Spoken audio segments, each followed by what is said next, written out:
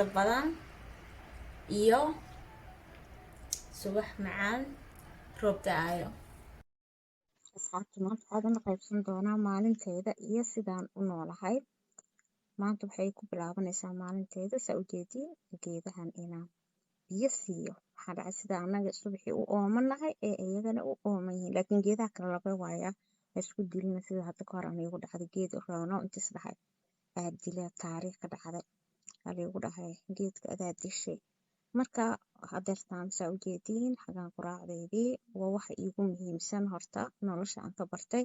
quraacda waa waxa ugu muhiimsan jirkaaga, waa shidaalkii maalintaas uu ku dhaqdhaqaaqi lahay. marka quraac isku dheeli tiran caafimaadkaaga u fiican, energy badan ku siinayso, waqti dheerna ku haynayso waa inaa horta subaxii ku quraacataa.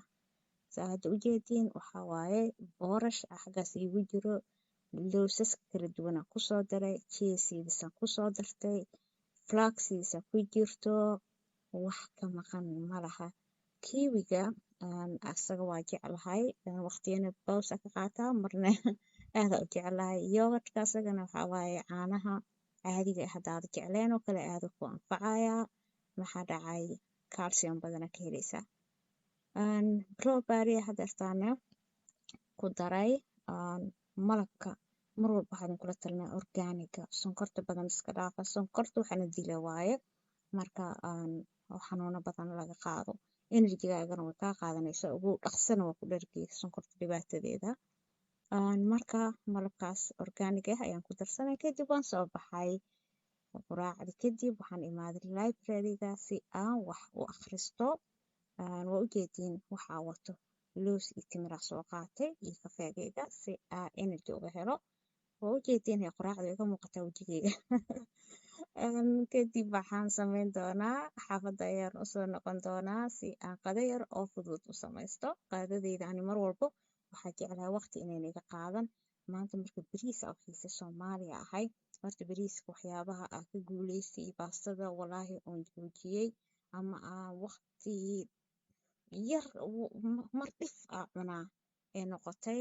wax walbo hadii saxanka intaa salaadka iyo malaayga soo saarto aan cuni karaa, waxyaabaha noloshaada aad bari kartid. laakiin marmar bini'aadam aa tahay wuu ku qabanaya, genetic ahaan loogu jiraa bariiska ogtihiin. ani waliba favorite-kayga waa aad u jeclahay. laakiin saxankaaga waa inuu 3 mar walba u qaybsamaa oo khudaar iyo green iyo ama protein ama hilibka cad aad ku dadaashid. mar walba waxaa isku dheeli tirnaata. xaggaana waa smoothie yar oo soo shiitay aan isku daroya.